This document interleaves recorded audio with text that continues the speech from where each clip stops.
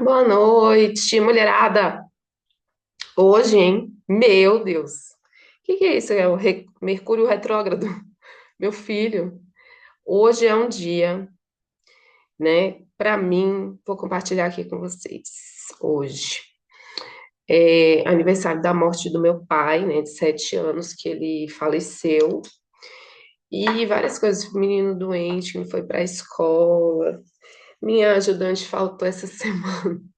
Foi um babado fortíssimo, mas estamos aqui para falar sobre o Agosto Lilás, que eu achei que é uma causa super importante dentro do tema do meu trabalho, né? Fundamental, assim, dentro do tema do meu trabalho, dentro do tema das minhas terapias, dos acompanhamentos que eu faço, de a pessoa que atende mulheres, né? Qualquer pessoa que trabalha com o público feminino, de qualquer área, não só terapeuta, psicóloga, mas acredito eu que advogadas e pessoas que estão aí produzindo conteúdo para mulheres precisam estar ligadas nesse tipo de tema que é para mudar a vida das pessoas, sabe? Então, minha ideia é fazer diferença na sua vida. Minha ideia é essa, tá? Com esse tema de hoje, todos os temas que eu trago aqui, mas esse tema dessa semana, vou passar a semana aí postando sobre isso tudo, né? Sobre esse agosto lilás, e eu espero realmente fazer alguma diferença aí na sua vida, te proteger de situações que estão aí, que são tema do agosto lilás. Então, eu nunca tinha ouvido falar do agosto lilás, vocês já tinham ouvido falar? Para mim é a primeira vez. Eu vou falar um pouquinho, né, de como foi criada essa data e tal. A ideia de hoje é o seguinte, ó. Eu vou falar um pouco sobre quando e como foi criada essa data do Agosto Lilás, por quê, qual que é o foco, né, desse mês, porque todo mês tem uma cor, né, gente? É Outubro Rosa, Setembro Amarelo, Agosto Lilás, estamos aí lidando, né? Por que foi criado esse momento, tá? Vou falar. Vou falar um pouco das estatísticas que são assustadoras aí para a gente ter uma noção da realidade, para a gente lidar com ela, né? Toda a sociedade, eu acho que precisava estar envolvida nesse momento, mas infelizmente é um mês que não, né? Como eu nunca tinha ouvido falar, provavelmente vários de vocês também não ouviram falar, mas agora a gente tem um Ministério das Mulheres, né? A gente tem um ministério só para nós. Não é possível que esse negócio não vai se espalhar. Eu espero que sim. Né? Então, vou trazer algumas estatísticas, né? Como sempre, aqui com a minha colinha maravilhosa para não perder nada. Vou contar um pouco da história da Maria da Penha, que eu acho que é um ícone. Me emocionei muito lendo a história dela hoje. Vou falar de onde que eu tirei também a história dela, tá bom? Eu acho que só a história dela já é um babado fortíssimo para a gente se conectar mesmo e dá para entender várias coisas, né? Por quê? Porque a Maria da Penha, ela é um retrato, né, da época em que começou e como se desenrolou e até hoje eu acho que ainda está rolando esse problema, né? Essa questão. Não é à toa que a gente está aqui falando sobre isso, né? E depois eu gostaria de falar sobre os tipos de violência que a gente pode sofrer e para a gente identificar o que que é um relacionamento abusivo. Essa parte do relacionamento abusivo, ela é extensa. Eu acho, dependendo de como for aqui o fluxo da conversa, talvez eu deixe para uma outra live ainda essa semana. Aí eu aviso para vocês, tá? Porque eu quero deixar bem claro cada tópico ou eu dou uma passada hoje maior e dependendo do retorno eu faço uma outra live específica sobre relacionamento abusivo, tá? Então essa é a ideia de hoje. Espero realmente do fundo do meu coração que possa fazer alguma diferença, alguma mudança na sua vida, tudo que eu falar aqui. Pode ser que você já tenha ouvido falar, pode ser que você nunca tenha ouvido falar, mas é bom a gente estar lembrando nesse mês tudo isso que eu vou trazer aqui, né? Então, nunca tinha ouvido falar de Agosto Lilás, nem sonhava, e estou aqui fazendo minha programação, né? Fui procurar as datas mais importantes para esse tema, mulher, e me deparei com isso, falando que o agosto é o mês que, desde 2022, o governo instituiu para que a gente possa trazer esse tema sobre violência contra a mulher e trazer ações que possam combater, esclarecer, né, que possam também movimentar politicamente essa questão, para a gente ter avanços aí, né, com relação a esse tema da violência contra a mulher, para a gente não perder nada do que foi conquistado, né, porque isso é uma coisa que acontece muito, gente, muito nas políticas públicas, né, de repente entra um governo que retrocede, vide aí, né, o governo anterior que retrocedeu em vários passos, em vários momentos, né, retrocedeu na questão ambiental, na questão social, na questão cultural, então, é possível perder direitos, né, já conquistados. Então, é uma coisa que a gente tem que estar sempre de olho, conversando, discutindo, chamando a atenção mesmo, né. Então, começou em 2022, essa campanha, né, e em agosto, por quê? Porque foi o mês que foi instituída a Lei da Maria da Penha. E esse ano faz 18 anos dessa lei. Como existe um Instituto Maria da Penha, que continua lutando por essa questão, até hoje não se perdeu nenhum direito dessa lei, né? Graças damos a todas as deusas, né? Mas é uma coisa que, como eu falei, a gente precisa estar sempre atenta e conversando sobre isso e trazendo esclarecimento. Esse é o meu papel hoje aqui, trazer esclarecimento para que a gente fique empoderada com relação a esse tema, para que a gente não fique, né, como eu falei nas stories ali. Ah, então você acha que que a violência, das várias formas que eu vou citar aqui, não pode acontecer com você, porque você é uma mulher esclarecida, porque a cultura, né, o meio em que você vive, as pessoas não têm essa cultura, isso não tem nada a ver, tá? Essa questão não escolhe, ninguém não está restrita. Claro que tem grupos que são mais vulneráveis, e esses grupos mais vulneráveis, eles vão sofrer mais, né, de uma forma absurdamente diferente. Eu vou trazer até uma estatística com relação a isso para vocês, que eu nem separei aqui, mas vou pegar agora para a gente não perder também esse ponto de que existem diferenças sociais e raciais com relação às estatísticas dessa violência, tá? Que foi uma coisa que eu vi na minha aula, que eu faço pós-graduação em ginecologia natural, e a gente discute algumas coisas relacionadas a isso, tá bom? Eu vou trazer um ponto que vai exemplificar essa questão de raça, né? É, então, ela foi instituída em 1922. Em 1923, é de onde eu vou tirar essas estatísticas que eu vou falar agora. Então, eu li alguns relatórios, né, de pesquisas que foram feitas. E, gente, vê bem, é absurdo. Eu vou trazer. Em 2023, 1.467 mulheres morreram por questão de feminicídio. Ou seja, o que é feminicídio? A pessoa morre por causa do sexo que ela tem. É um contexto que vai levar à morte, a uma morte geralmente violenta, por causa do sexo, do gênero que a pessoa tem, né? O maior número desde 2015, ou seja, aumentou. Então a gente acha, né, principalmente no meio que a gente vive, nós aqui que temos Instagram, internet, né, e temos estudo e coisas que não é a maior parte da população que tem, a gente acha que, né, a gente olha em volta e fala, não, que é isso, tá diminuindo, tá ótimo, tá ficando bem melhor para a mulher, mas não tá não. Tá não, viu? Então, é o maior número desde 2015, o número de feminicídio, tá? Agressões de violência doméstica aumentaram 9,8% em 2023, com mais de 200 mil casos de violência doméstica registrados, né?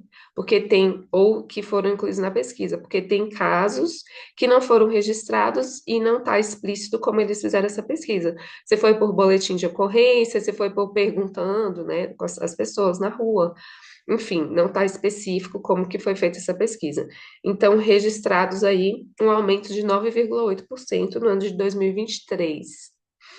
E um aumento também nas taxas de violência sexual, né? Que eu não vou falar o nome aqui porque é por causa do algoritmo aí que a gente fala, às vezes eles bloqueiam. E outros crimes, né, teor sexual, como assédio, exposição, que também é crime, né? Ou seja, divulgação de vídeos e fotos, e importunação sexual. Isso também aumentou. Então, tipo assim, aumentou? 2024? Isso tem aumentado. o que que a gente está fazendo de errado? Onde que vai parar isso daí? Que cultura é essa que produz esse tipo de violência e que produz um aumento desse tipo de violência? Que cultura é essa? Onde que a gente tá? A humanidade, entendeu? Isso aqui é no Brasil, né? Então, assim, Brasil, aumento dessas estatísticas, não dá, a gente tem que fazer alguma coisa. A minha parte é essa, né? Eu vou falar outras coisas que, enquanto cidadãos comuns, a gente precisa estar fazendo, né? Mas já vou deixar registrado aqui. A primeira coisa é a gente denunciar os casos que a gente sabe, não ficar calado. Sabe aquela conversa de, em briga de marido e mulher, ninguém mete a colher? Não é bem assim, né? Isso daí é uma proteção de agressores, né? Então a gente não pode deixar assim as coisas. Em briga de marido e mulher, ninguém mete a colher. Não, não é essa a lógica, tá? E a ideia, e três a cada 10 brasileiras já foram vítimas de violência doméstica, né? Do que se constitui violência doméstica, que é um contexto de relação. Não necessariamente a violência doméstica ganha esse status só com relação à parceria íntima, ao relacionamento íntimo. Outras relações que fazem parte do contexto doméstico também, quando tem violência contra a mulher, também é considerada violência doméstica, né? Então, o que eu vou falar aqui se aplica principalmente aos relacionamentos afetivos, mas não só, tá? Então, envolve também qualquer outro tipo de relação que esteja nesse contexto doméstico, né? E aí o governo traz para nós essa campanha do Agosto Lilás, que nenhuma violência contra a mulher deve ser tolerada, nenhuma, nada, zero, zero tolerância com relação a qualquer tipo de violência contra a mulher. Mas aí eu vou trazer uma perspectiva que, caramba, a gente tem muito trabalho, a gente tem muito trabalho, muita coisa para fazer para que isso seja realmente erradicado, ou pelo menos que esses números comecem a descer, pelo amor de Deus, não aumentar, porque é surreal a gente pensar que a gente está aqui, minha filha, em pleno 2024, tendo que trazer essas estatísticas para vocês que são tristes, assim, para não falar, né, apavorantes, né? Para nós que somos mulheres, estamos vivendo aí no mundo. Estamos aí vivendo na vulnerabilidade no mundo, né? Por ser mulher, tá? Não tem outro motivo, não. É por ser mulher mesmo. Não tem outro ponto, né? Então, esse mês, o foco desse mês é com relação à violência doméstica, é com relação a relacionamentos abusivos e violentos dentro desse contexto. Mas existem outros tipos de violência contra a mulher que não está dentro do contexto doméstico, que está dentro do contexto institucional, que está dentro do contexto do trabalho, né? Assim, relacionamentos abusivos mesmo, né? De assédio moral, da empresa ter um relacionamento abusivo com relação à mulher, né, e as características da vida de mulher, e as características do corpo de mulher e dos ciclos, que são muito violentos também. Mas a gente vai focar nessa questão que realmente é muito grave, porque é assim, ó, a gente está se relacionando com alguém, né, com uma pessoa, e é essa pessoa com quem a gente se relaciona, com quem a gente abre a nossa maior intimidade, com quem de quem a gente cuida, de quem a gente constrói uma vida, é essa pessoa em que a gente deposita a maior confiança que provoca feminicídio. Então, é seríssimo, né? É uma coisa muito triste. E isso é quando tem violências, assim, porque tem muitas violências que são veladas, que não é mais aquela violência troglodita, sabe? Mas é um tipo de violência que não deixa de ser violência por estar sendo refinada, né? E a gente precisa estar atento a isso também. Que não é só porque está mais refinado que é menos violento. Pelo contrário, às vezes não digo mais violento, mas é tão violento quanto uma agressão física, uma violência moral, psicológica, patrimonial, que é o que eu vou falar, explicar um pouquinho ali mais para frente, né? Então, mulherada, tipo, assim, realmente vamos junta, não dá para tolerar mais, e vamos pensar na profundidade dessa questão, que é o que eu gostaria de trazer, a profundidade dessa questão, de onde que vem, o que justifica, o que embasa essa lógica social, cultural que a gente vive e que provoca esse tipo de situação? Porque a estatística, né, parece uma coisa assim, números, mas não é. É um espelho, é um quadro de um momento histórico. É um quadro de um momento histórico que está sendo vivenciado por aquela sociedade, né, por aquela cultura. E esse quadro, estão vendo que não tá legal. O trem tá aumentando, tá ficando mais grave, né? Então, vamos entrar nessa vibe aqui do Agosto Lilás de que nenhuma violência contra a mulher deve ser tolerada. Vamos tocar com os pezinhos, vamos só tocar o pezinho no fundo dessa questão? Vamos, prometo, tá? Que a gente vai chegar lá. Abre sua cabeça. Abre sua cabeça no sentido assim, as coisas são naturalizadas, né? A gente acha que tudo, que algumas coisas são normais. E essas coisas que a gente acha que são normais não são, foram criadas, foram construídas socialmente e culturalmente, né? E essa construção, ela pode ser desconstruída. A gente não pode mais naturalizar esse tipo de situação, né? Então, boa noite, meninas, vocês que estão chegando. Eu falei algumas estatísticas assim, mas eu vou dar uma resumida aqui, que no ano de 2023 aumentaram muitas estatísticas com relação à violência contra a mulher, inclusive feminicídio, crimes sexuais, várias coisas, né, aumentaram nesse ponto. Então, estou falando que é uma coisa que realmente não dá para tolerar mais nenhuma. A gente realmente precisa se juntar e fazer alguma coisa, né? Essa é a minha contribuição. Essa semana eu vou estar falando disso e fico disposta aqui, né? Quem quiser explorar mais, trazer mais, perguntar mais coisa, a gente vai pesquisar juntas e posso estar falando mais sobre essa base psicológica. Hoje eu quero falar sobre uma base política, social, cultural, porque eu acho que é muito importante a gente ter essa noção, né? Mas a gente pode aí, essa semana, estar explorando essas questões psicológicas que, nossa, é muito difícil realmente existir enquanto mulher nesse mundo. Por isso que o que que acontece? Que é um dos meus estudos, né, na pós-graduação de ginecologia natural. Por isso que o corpo de mulher dói. Ser mulher dói. Teve um grupo que eu fui participar esses dias, que tinha uma mulher que falou que tinha dor pelo corpo inteiro. Claro que a gente vai ter dor no corpo inteiro. Claro que isso é possível no corpo de mulher tá dolorido. Claro que é possível um útero tá dolorido, né? Um seio. Por quê? Porque isso daí está inscrito no nosso corpo. Tudo isso que eu falei, todas essas violências que eu falei, toda essa dificuldade de viver no mundo que a gente vive com medo, está inscrito no nosso corpo. A gente vive sem saber se a gente pode confiar ou não confiar, né? Porque principalmente quem já teve a experiência de viver um relacionamento abusivo, a gente fica sempre com o pé atrás. Em quem que eu confio, aonde que é seguro. E óbvio que isso vai adoecer, né? Então, esse cuidado com a saúde da mulher, esse empoderamento, né, essa lógica, essa ótica da ginecologia natural, que é pelo empoderamento, ela vai se juntar a isso daqui que a gente vai conversar hoje, né?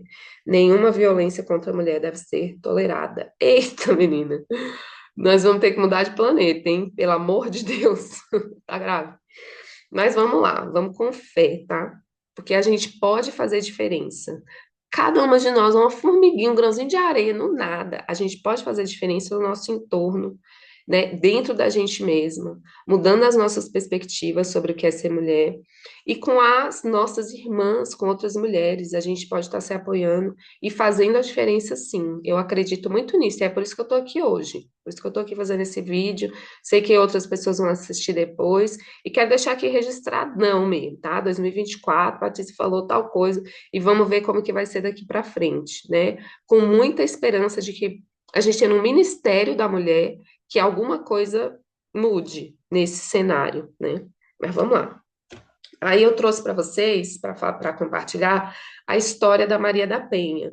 E como eu estava falando aqui no início da live, foi uma coisa que me emocionou muito. E eu vou falar por quê também, no decorrer da história dela, tá? Então vamos lá. Maria da Penha, uma mulher branca, e de um nível social. realmente um pouco melhor. Por quê que eu estou supondo isso? Porque lá na década de 70, meados de 70, ela estava terminando o mestrado dela, ou seja, uma mulher branca, estudada, né, de uma classe social que não é uma classe baixa, e também sofreu isso. Então não dá para a gente ficar nessa ilusão de que não vai acontecer com a gente. Ah, não vai acontecer comigo. Ah, não, mas o meu meio é esclarecido. Ah, mas eu vivo numa outra classe social. Mas eu não sou uma mulher negra vulnerável. Não, pode acontecer com qualquer pessoa, qualquer mulher, né? Com qualquer uma de nós, entendeu? Abre os olhos, mulher. Então vamos lá. Então, mais ou menos na década de 70, ela conheceu, né, o agressor, se casou com ele em 1976 e teve duas filhas. Eu também acredito muito na união feminina, Sheilinha. Eu acho que também é o caminho, e é ali que a gente é no círculo, porque as mulheres fazem círculos, né? Não é uma coisa hierarquizada. São nos círculos que a gente realmente se cura e se fortalece. Vamos dizer que isso daqui que a gente está fazendo é um círculo, né? Virtual, da forma que dá para fazer hoje, né? Que dá para atingir mais pessoas, mas é uma forma, sim, da gente estar se unindo e estar conversando sobre isso, né? Então, ela conheceu o agressor, eles se casaram, tiveram duas filhas, né? E ele era colombiano. Enquanto ele não estava estável, né? Tanto financeiramente quanto os documentos dele não estavam aqui corretos no Brasil, ele não tinha conseguido a cidadania, estava tudo ótimo, tá? Acontece sim, relacionamento abusivo e abuso sexual, sim. Aconteceram as duas coisas comigo. Comigo também. E com todas as mulheres, em todas as oficinas de sexualidade que eu fiz, vamos dizer aí 9 anos, 12 anos atendendo mulheres, não teve nenhuma oficina de sexualidade feminina em que nenhuma mulher sofreu abuso sexual. Não teve. Em todas as oficinas, pelo menos uma, eu sentava lá, né, e eu já sofri, então pelo menos duas sofreram abuso sexual. É grave, é muita gente, é muito grave, sabe? É muito raro ter uma mulher que não sofreu nenhum tipo de abuso. É impressionante, é realmente impressionante, né? Então, depois que ele conseguiu cidadania brasileira e uma estabilidade financeira, começaram os ciclos de violência dentro do relacionamento dela, né? O que é esse ciclo de violência? Eu vou falar aqui, depois eu vou aprofundar ele mais para frente, tá? É quando se começam discussões, né? E aí se gera uma tensão. Essa tensão gera a violência, que não necessariamente é física, tá? Isso a gente precisa realmente assimilar. Não, amor, gente, vocês podem comentar, tá bom? A gente vai conversando aqui, tá? É, então, a gente tem que assimilar que não necessariamente vai ser uma violência física, mas é caracterizado como violência e a gente não pode permitir, sabe? Então, esse ciclo da violência é essa tensão que gera a violência, aí gera um arrependimento do agressor, né? E esse momento do arrependimento, e depois vem o comportamento carinhoso, que é um comportamento reparador, isso confunde a cabeça da mulher. Como eu li aqui, né, enquanto eu estava estudando, não é um lobo que está ali ferozmente rosnando para você. É uma teia que vai sendo criada e quando a gente vê, a gente já está dentro dela. Então, não é uma coisa fácil de identificar. Por isso que é importante a gente estar conversando sobre isso. Por isso que é importante as mulheres saberem quais são os padrões, né, que já foram identificados dentro de um relacionamento abusivo, né? Então, esse ciclo da violência começou a acontecer dentro do relacionamento dela, depois que o agressor conseguiu um certo tipo de estabilidade. Chegou num ponto, aí, num desses momentos, né, de remissão, arrependimento e depois um comportamento carinhoso, eles tiveram mais uma filha. Então, eles tinham três filhas, tá? Isso foi, né, e ali na década de 70. Quando foi em 83, ela sofreu a primeira tentativa de feminicídio. O que que aconteceu? Ela tomou um tiro nas costas, que foi o que deixou ela paraplégica. E o agressor falou que foi uma tentativa de assalto. Mas a polícia queria investigar e ele falava que não precisava, que não sei o quê, e ela começou a desconfiar, né? Que ela estava dormindo. Ela estava dormindo de costas, e ele foi e deu um tiro nas costas dela, tentativa de feminicídio mesmo, né? E aí ela foi, ficou 4 meses internada no hospital, fazendo tratamento, se recuperando. Quando ela voltou para casa, ela sofreu a segunda tentativa de feminicídio, que foi ele tentou eletrocutar ela enquanto ela estava tomando banho. Não tinha como disfarçar mais, né? Ficou muito óbvio.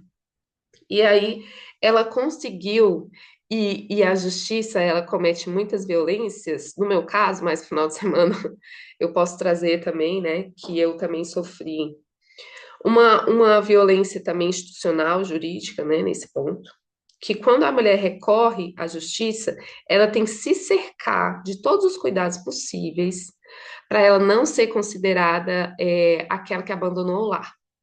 Imagina na década de 80, né? Então, nesse momento, ela se cercou aí do que ela pôde para ela poder sair de casa com as filhas e não ser considerado abandono do lar, para ela não perder guarda, nada disso. Ela conseguiu sair de casa com a ajuda da família e entrou na justiça, porque já é tentativa de assassinato, tá? Eu não sei se o Instagram vai pegar essa palavra aí. Tentativa de extermínio da pessoa, né? É, Aí tá. Aí ela entrou na justiça e o judiciário perpetuou essa violência, porque primeiro que o cara demorou 8 anos para ser julgado. Você imagina, óbvio que você está com medo. A violência que eu sofri não foi agressão física, foi psicológica e emocional. Mas eu tinha medo de andar na rua. Então imagina essa mulher, 8 anos esperando esse julgamento, paraplégica, 2 tentativas de feminicídio, né? Foi aí onde a justiça perpetuou essa violência. Aí ele foi julgado, foi condenado, porém não foi preso, por 2 vezes, né? Então, o segundo julgamento aconteceu 5 anos depois desse primeiro em que ele foi condenado de novo, mas também não foi preso de novo, né? Então, a Maria da Penha, ela foi, cara, foi aqui que eu acho que ela pensou e que me emocionou, que ela não pensou só nela.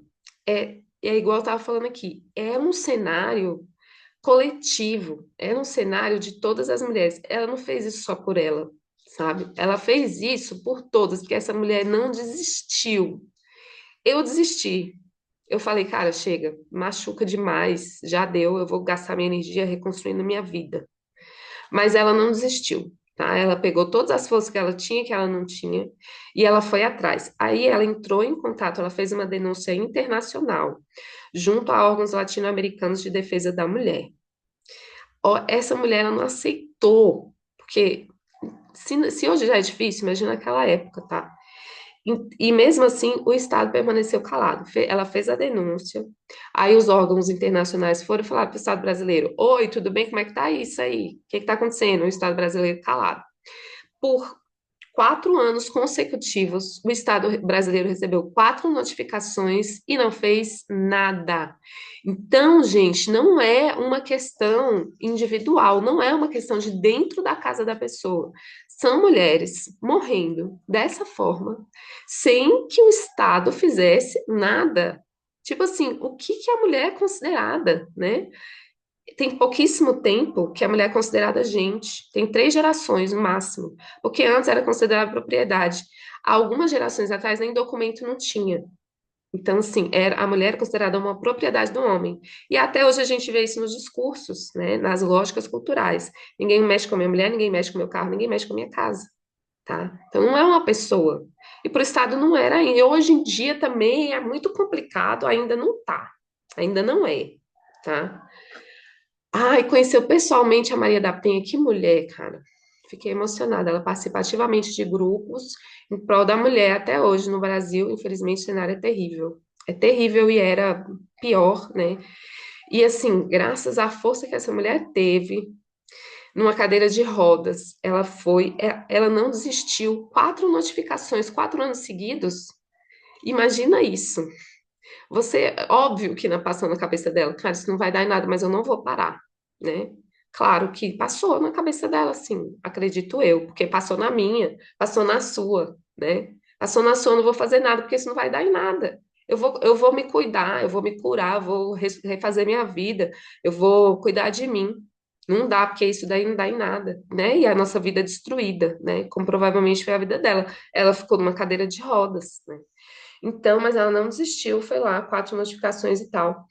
Aí chegou uma hora que a Comissão Interamericana de Direitos Humanos chegou nesse ponto, mandou, chegou e falou assim: Brasil, chega, tá ridículo já.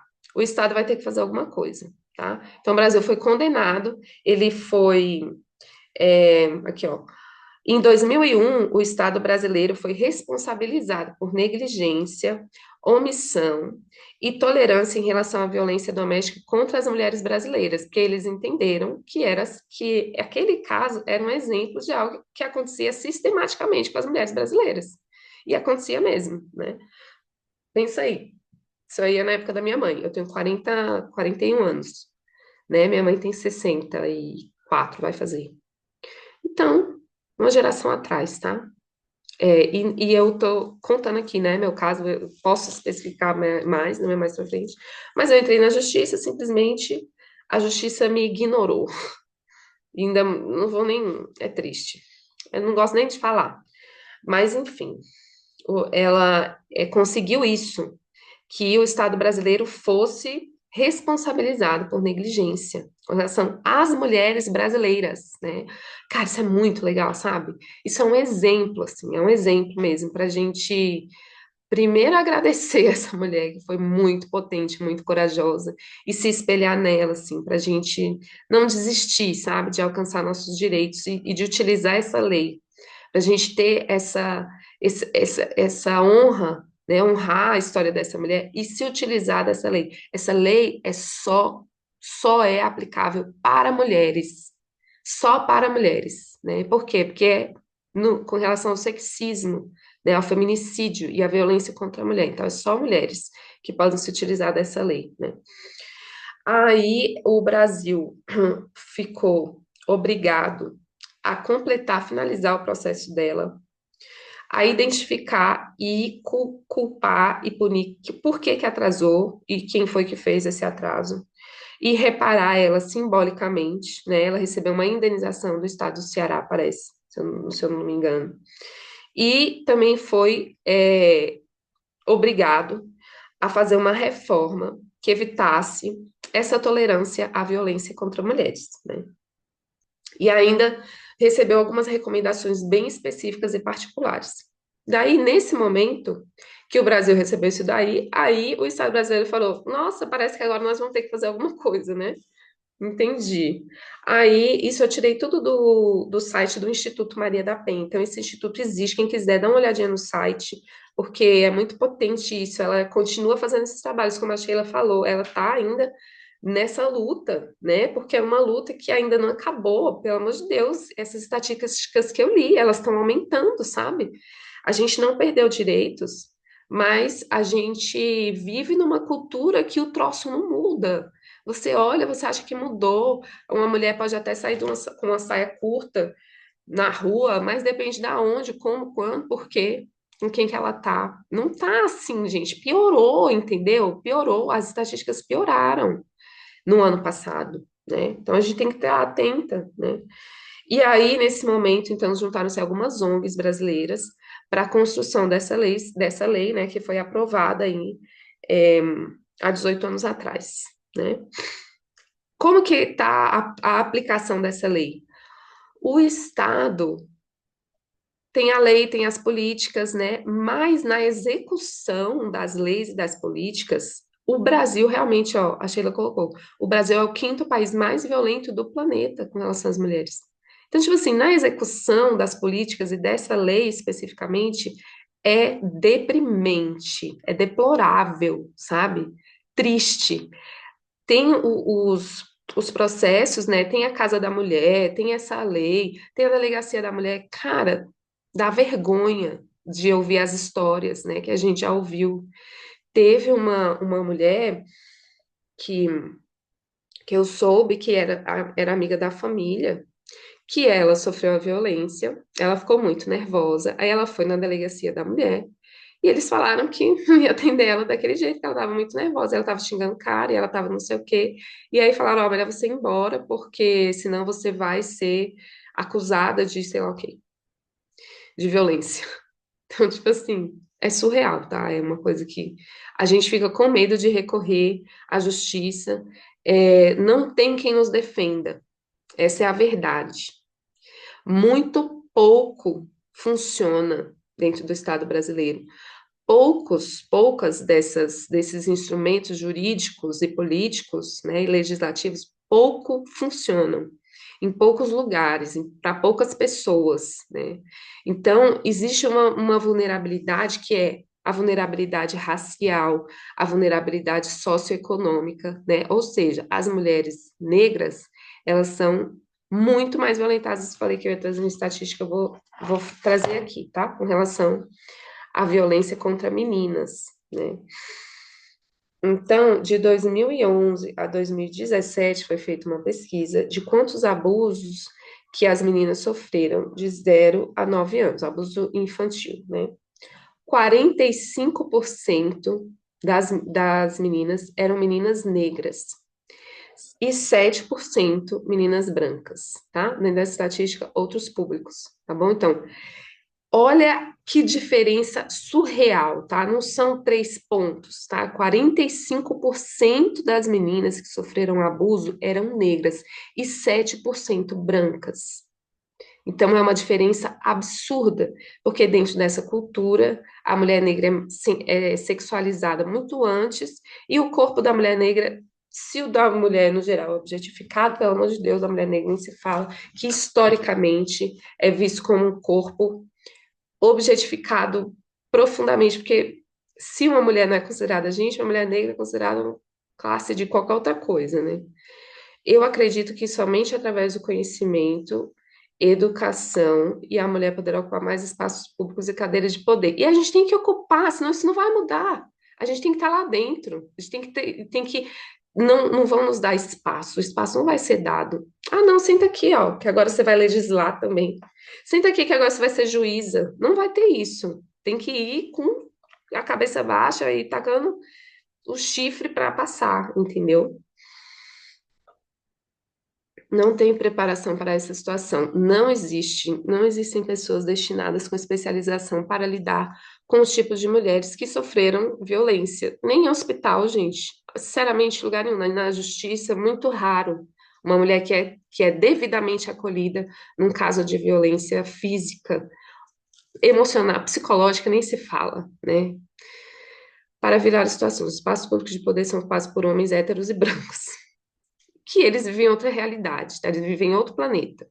Os homens brancos heterossexuais, eles vivem em outro planeta, não é o mesmo do nosso, tá? Porque qualquer lugar que eles chegam, a porta tá aberta, eles podem andar sozinhos à noite, no máximo vão ser assaltados. Poxa, os problemas do homem branco e héteros são assim, sabe? Para nós que somos mulheres, irrisórios, tá? Eles não vivem no mesmo lugar que a gente, é outro lugar cultural, social, é muito privilégio, né? E precisa ser reconhecido por quem está nesse lugar, né? É o mínimo é reconhecer esses privilégios, né? Mas isso não vai acontecer, tá? Não vai acontecer de repente aparecer um monte de cadeira para a gente sentar nesses espaços de poder. Não vai ter, né? Então a gente precisa fazer isso aqui, pelo menos que a gente está fazendo, para se cuidar e para se proteger, né? Então essa é a história da Lei Maria da Penha, essa é a história da mulher Maria da Penha, essa é a história dessa mulher que ela não desistiu, ela foi até onde dava para ela ir.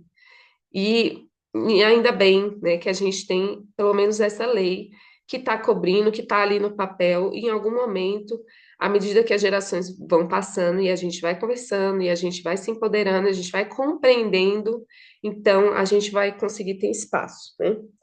E aí eu sinto muito para quem fala assim, eu não gosto do feminismo, eu vou te dar uma visão aqui.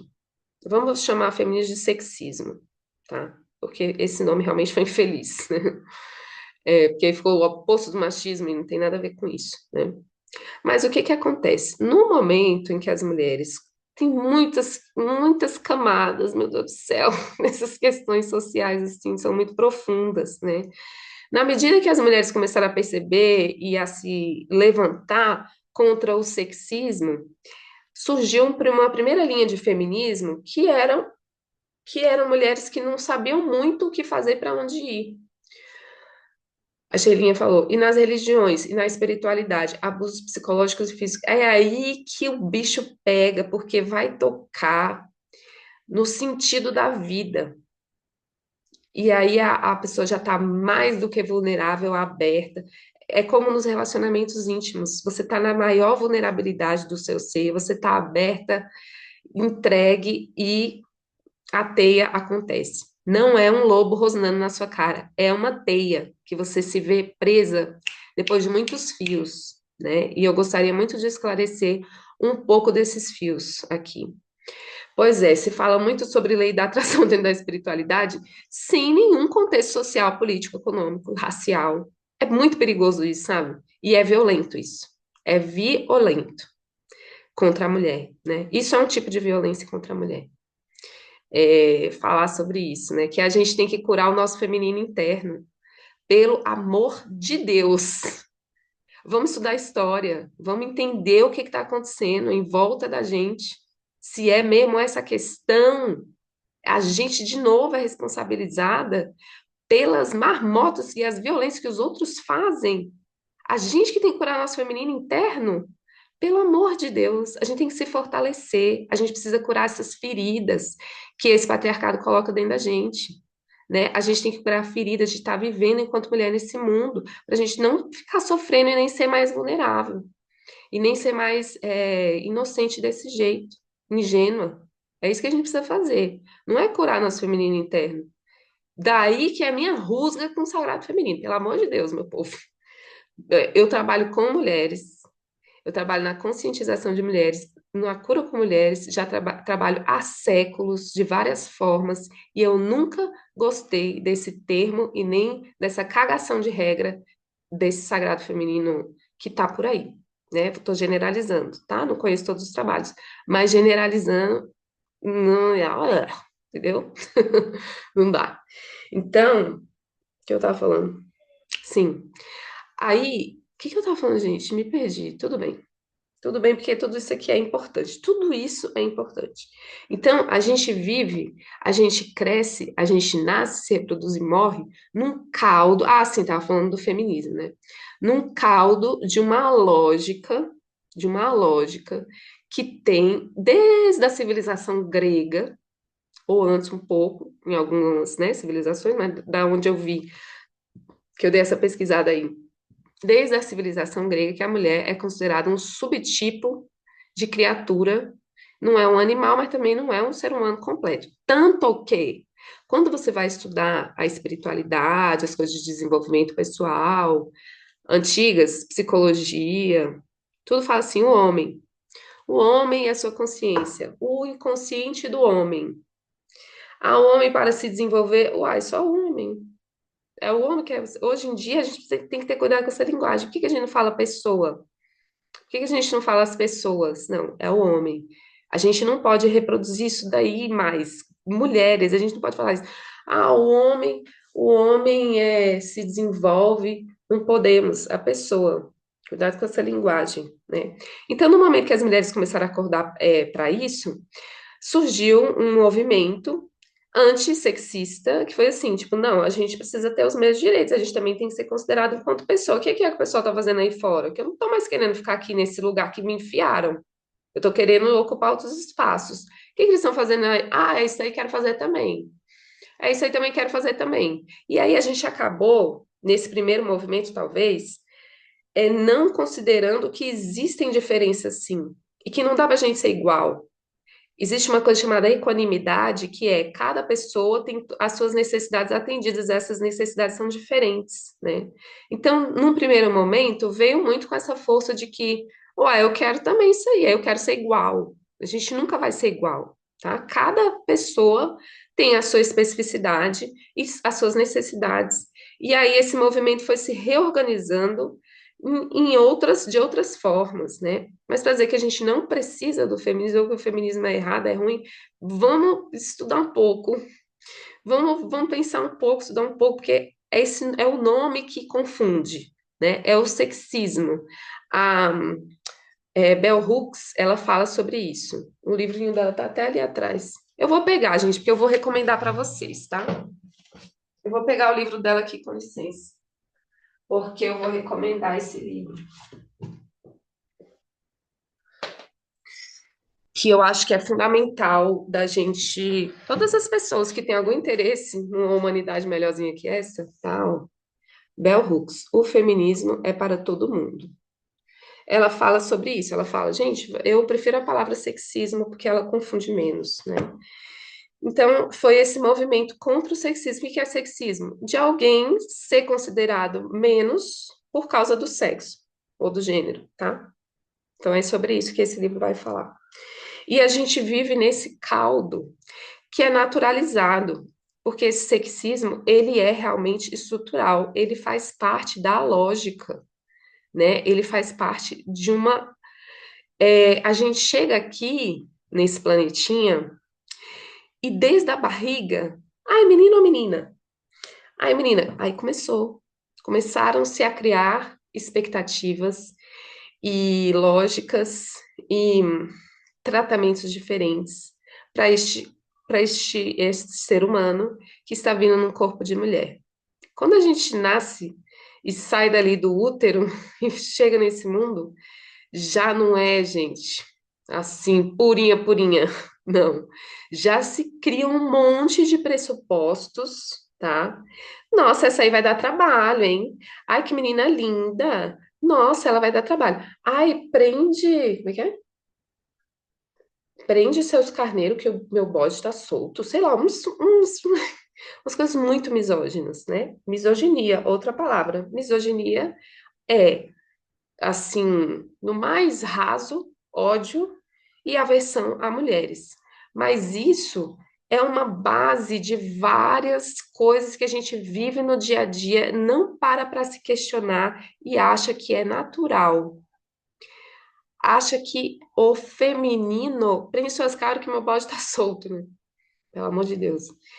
Acha que o feminino, que é uma coisa que não tem nada a ver com o gênero, ou sexo XY, XX, lembra a genética? Que ele já vem carregado de dons e que eles estão aqui para ser manifestados exatamente daquela forma. E aí as nossas tentativas enquanto mulheres de fugir disso criaram outros aprisionamentos, tá? Falo isso com relação às primeiras escolas do feminismo, né? E com relação à tal desse sagrado feminino. Cagação de regra. E não dá para a gente viver nisso mais, né? A gente precisa entender o que que a gente é e honrar o que a gente é e viver de acordo com o que a gente é e com o que a gente quer viver. E isso tem que ter caminho aberto para nós. Isso precisa de caminhos abertos para a gente viver aquilo que a gente quer. Vamos ver. Na verdade, de consumidor a produtor, pelo amor de Deus. Ai, que vergonha dos caras. Não, assim, humano, você é ser humano. Se eu sair daqui desse planeta e for por aí, falar assim, oi, tudo bem, você é ser humano? Eu vou falar, peraí, calma, que eu vou pensar que eu vou te responder, que eu tenho uma vergonha. Na verdade, é quebrar a raiz disso tudo. O machismo, patriarcado estruturado nos leva a uma linguagem popular, a uma lógica de existência, né? Porque a linguagem ela vai espelhar essa lógica, que acaba sendo apenas a reprodução daquilo que foi imposto na sociedade. Exatamente. É isso mesmo. Então, assim, a misoginia tá aí, o sexismo, ele é absurdo e ele tá nas coisas mais básicas da nossa existência, né? Vou dar um exemplo. Por que que os homossexuais, os homens gays e os travestis, são tão discriminados? Porque eles são a traição. Eles nasceram homens e eles estão se colocando iguais a mulherzinhas, mulheres. Como nos infantilizam, como nos colocam num lugar muito menor. Então, eles são a traição do patriarcado, cara. Como assim você nasceu homem e você não quer estar se assemelhando a esse outro tipo de ser, né? Que o que se fala, né, dentro do sexismo é que os homens não amam as mulheres, os homens amam outros homens. E tem uma relação com as mulheres que não é amor, é outro tipo de relação. tá? É outro tipo. A coisa mais importante que existe, se tiver algum homem me assistindo aqui, em alguma era geológica dessa aí para frente, é que os homens possam, no mínimo, reconhecer que eles fazem parte que estão nesse privilégio de ser humano e que eles estão se relacionando assim com as mulheres, né? Um primeiro passo, tá? Para eles, né? Porque o mais difícil para mim foi ouvir de outras mulheres que quando sofri violência física foi a pergunta do que eu fiz mesmo. É isso, boa. Boa esse ponto, é muito bom.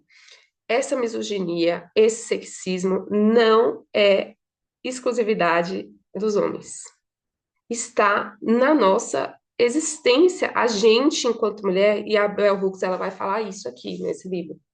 A gente precisa, o nosso trabalho principal é com a gente mesma, da gente ir desconstruindo isso dentro de nós e da gente ter esse trabalho com a gente mesmo.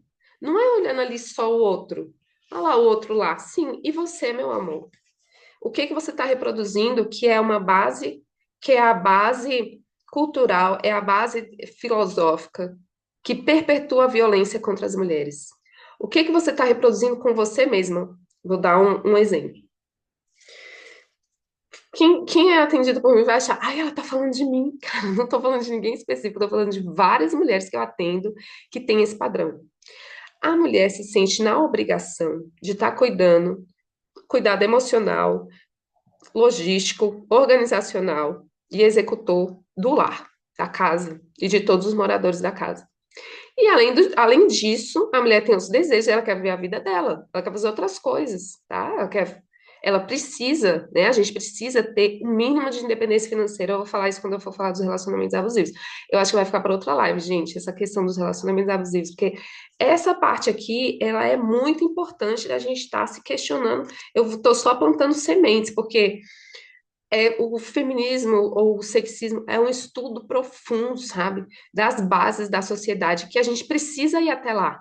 A gente precisa questionar. É fundamental, senão a gente vai continuar reproduzindo a violência contra a gente mesma. Então a mulher se responsabiliza por todos esses cuidados domésticos e se responsabiliza por estar vivendo uma vida instagramável, tá?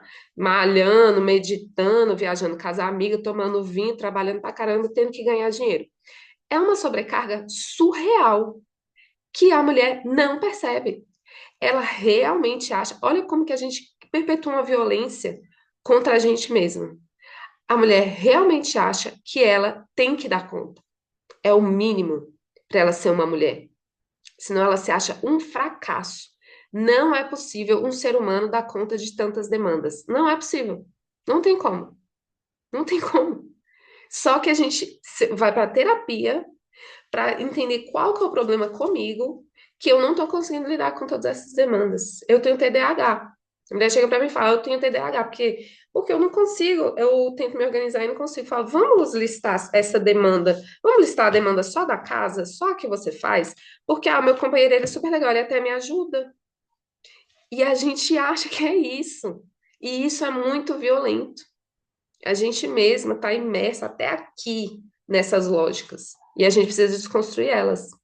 Ah, eu fui traída, o que que eu fiz? Eu fui agredida, o que que eu fiz? Né? Que nem ela falou aqui, eu fui agredida, a outra mulher chega e pergunta pra ela, o que que você fez? Tá louca? Você tá se responsabilizando a outra mulher pelo mau caratismo do outro. Você tá responsabilizando a outra mulher pela violência que um agressor cometeu, não tem justificativa. A mesma lógica, né, da violência sexual. Ah, mas também a menina tá aí andando à noite sozinha com roupa curta. Gente, que ninguém vai responsabilizar o agressor. E essa é a lógica comum. Essa é a lógica comum, a lógica que mais tem, tá?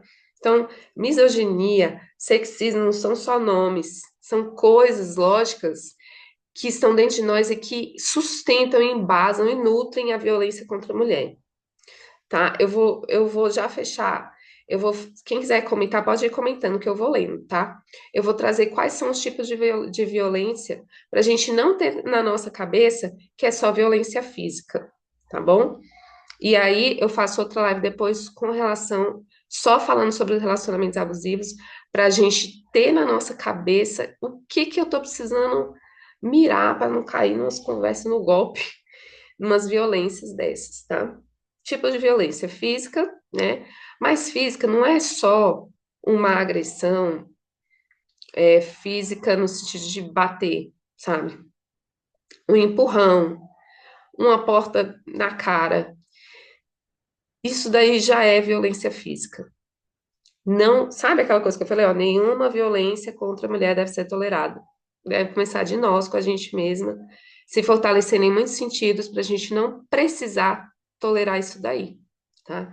Então, violência física, né, é a mais óbvia, mas é antes de ficar marca, é antes de ser uma coisa muito óbvia, tá? Ali, antes já tem alguma violência física acontecendo.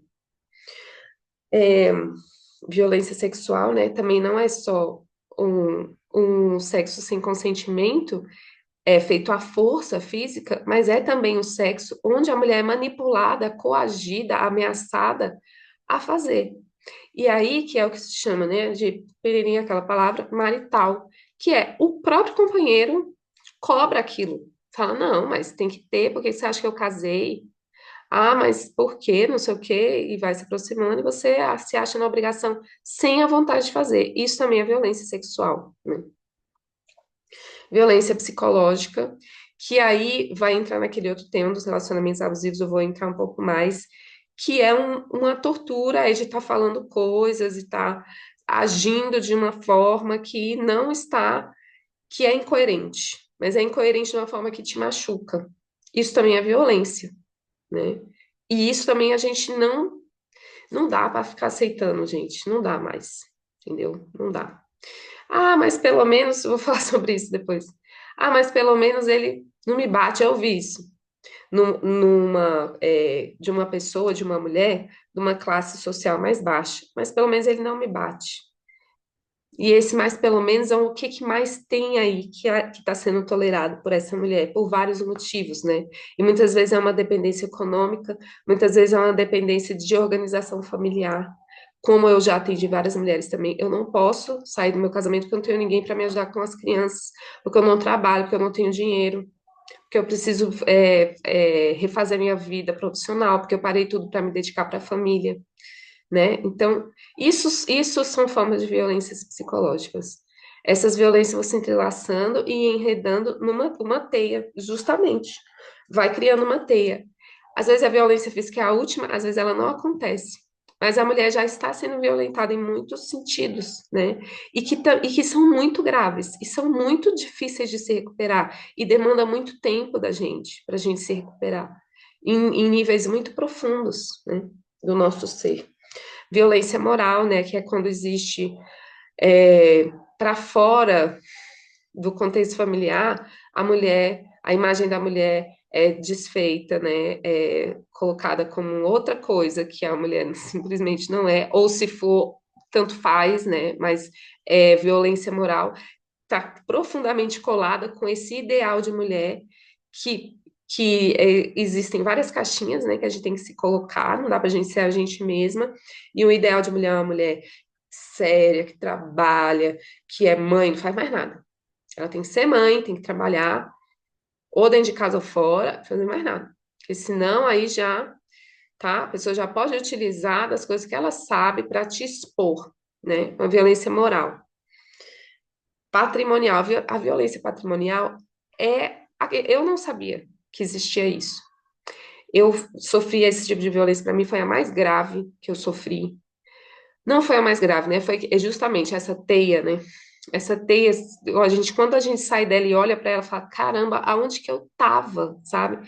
Mas a violência patrimonial é uma violência muito difícil de se recuperar e de identificar, porque a gente acha que a gente tem que fazer realmente dar tudo de nós e ficar nutrindo em todos os sentidos a família, o companheiro e tudo, né, que está à nossa volta ali. A gente acha que tem que ficar nutrindo, inclusive financeiramente. E muitas vezes na separação, vê bem, tem uma estatística falando que nos divórcios, a mulher geralmente sai do divórcio mais empobrecida e o homem, ele sai. A próxima família dele é uma família mais enriquecida, que tem melhores condições do que a família anterior, que era nas costas daquela mulher que saiu mais empobrecida do divórcio. E isso é um padrão, isso é no geral. Então, isso é uma violência patrimonial. Como que a gente sai de um divórcio empobrecida e o outro, nossa, tudo bem, paguei isso aí, mas tô ótimo, vou seguir a vida, ter outra família, vai ser uma família mais rica que a mulher que tá lá se lascando para refazer o seu patrimônio, os seus bens, né? Qualquer outra coisa que ela tenha perdido dentro desse relacionamento. Eu sinto, e não fiz essas contas, porque nem sabia que existia, que eu já tive 3 casamentos. Eu nunca não tinha perdido as esperanças ainda, até o último, que foi o mais violento de todos, né? Todas essas violências aí fizeram parte, né? Não sabia que existia. Então eu saí empobrecida, saí me lascando e achei que era isso mesmo. Falei, nossa, olha só, vou ter que sair com a mão na frente e outra atrás. Poxa, poxa vida, não sabia que eu tinha direitos, entendeu? E a gente tem. Mas é isso, né? Nem o Estado tá, nem a justiça brasileira tá colocando aí para nós, olha, meu amor, você tem direitos, tá? Vamos atrás deles? Não tem, tá? Isso aí não tem. A gente tem que estar muito bem informado e muito bem assessorado juridicamente, para a gente conseguir qualquer coisa que é nosso direito, que é nosso direito. Já não era nem para pedir nada, porque já tá na lei, tá? É direito nosso. Mas não tá funcionando assim, não, tá bom? É, por experiência própria. Aí eu coloquei aqui. E todas essas violências, elas vão caminhando para esse risco do feminicídio. Então, meu povo, ô minhas filhas, é perder a vida. Começa um ciclo de violência desse, em qualquer uma dessas naturezas aí, a gente vai correndo risco da gente sair sem vida, né? Sair direto para ser devolvida para a terra. Então, é muito sério. Não dá para deixar realmente passar, né? É uma coisa muito séria. Misoginia e sexismo são base ideológica para essas violências, e elas estão numa estrutura cultural naturalizadas e na nossa visão de vida. Quando uma mulher fala, não aceitei, não quero mais viver assim, é uma mulher considerada rebelde, odeio que me chamem de rebelde, não sou.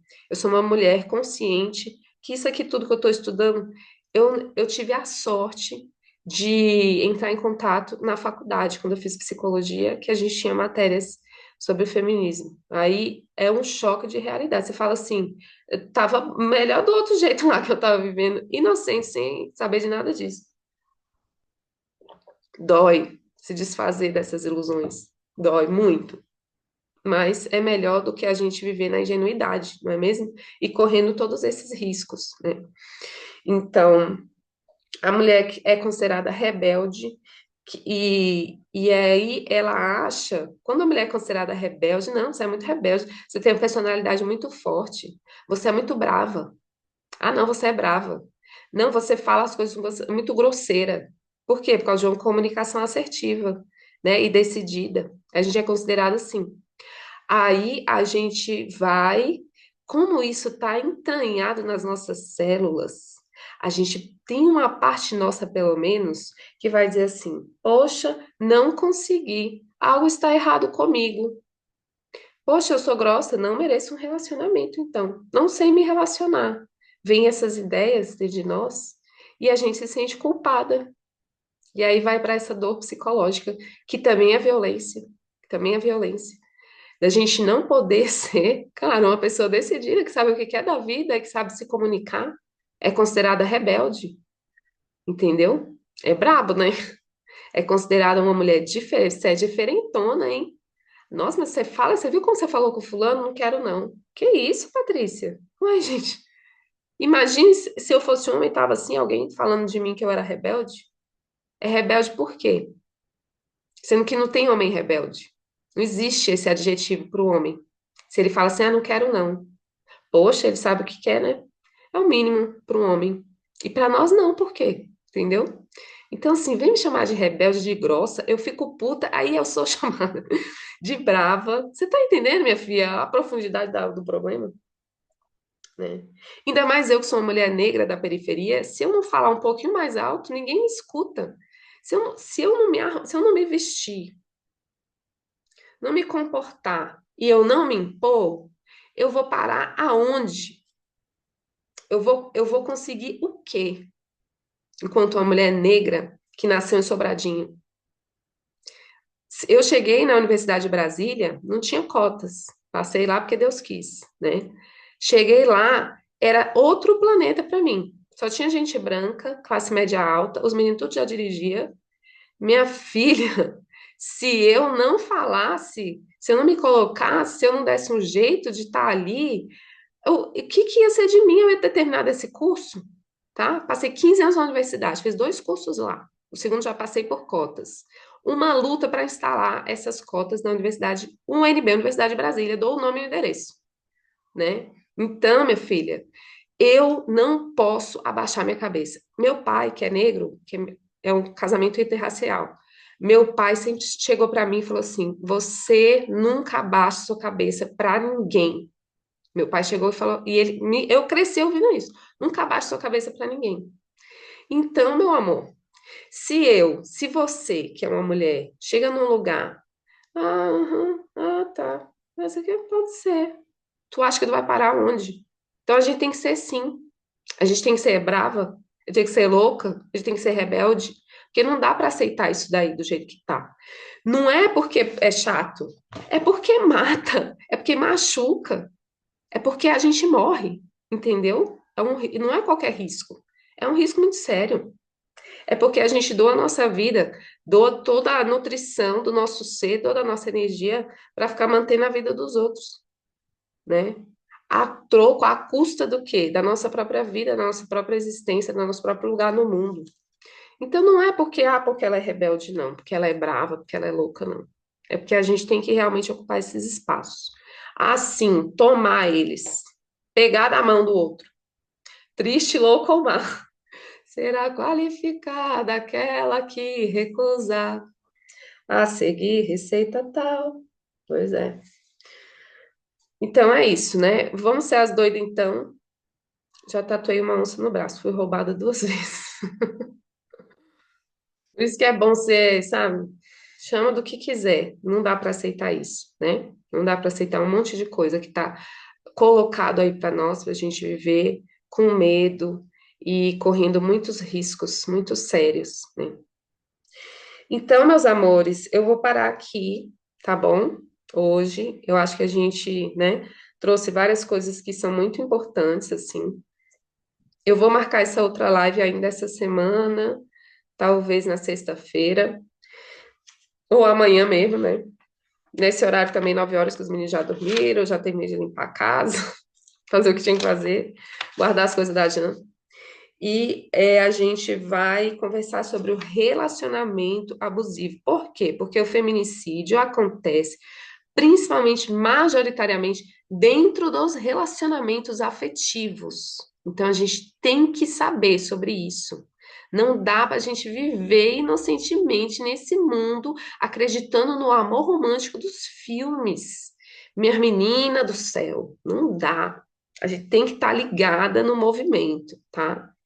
Então, eu vou passar para vocês, a gente vai falar sobre isso, acho que é amanhã mesmo, 9 horas, tá? Mais um monte de coisa que a gente pode conversar, e vou deixar uma caixinha para quem quiser deixar um relato, eu trago anonimamente também, amanhã, tá bom?